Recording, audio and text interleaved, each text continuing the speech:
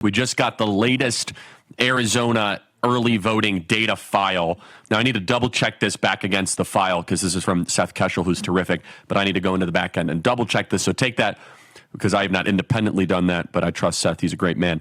Republican lead in Arizona is now 176,000 above Democrats. At this time, we were down 70,000 votes to Democrats in 2020. So that is, what is that, 240,000 vote difference? Yeah, versus 2020. I'll be right, because I'm just nodding. I missed the numbers. I was looking at the thing. I think I'm right. I'm correct. And that is Republican plus 8.1% in Arizona in early voting.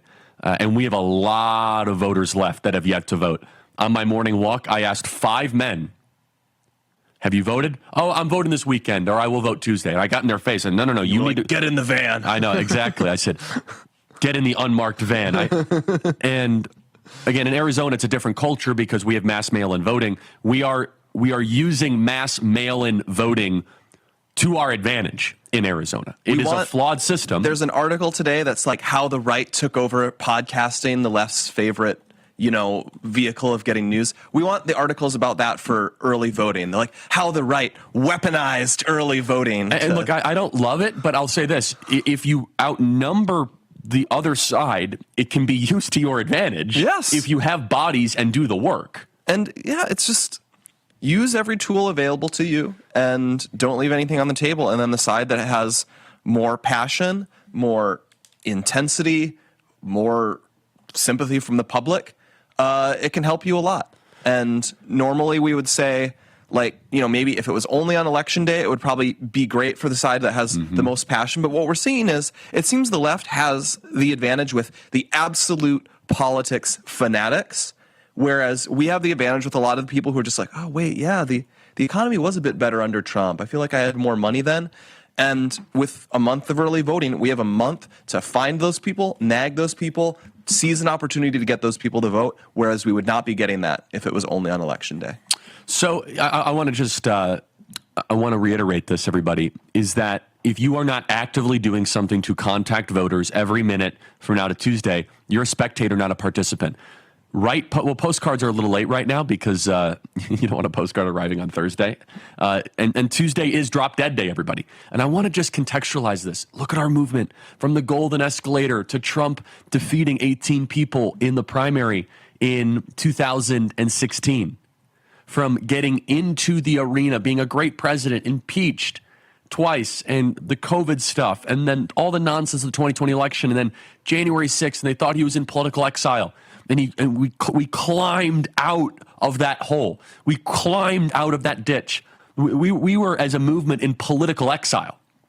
We were, is it Elba? Is that right? Elba or Elba? Elba. I always get that wrong. Elba and then St. Helena. But Helena's where he died, right?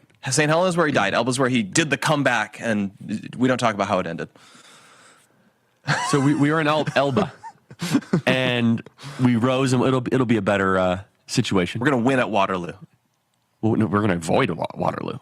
Well, we'll win. Wasn't it that there was like a steep incline to the hill, and they never should have fought that battle? Is that correct? You might be thinking of Pickett's Charge, but Waterloo was. We don't need to go on. That's a Project 2025. But wasn't it a strategic issue? He probably should not have fought the battle. Hubris? Yes. Okay. Napoleon was a very confident man. Yes, but to say the least.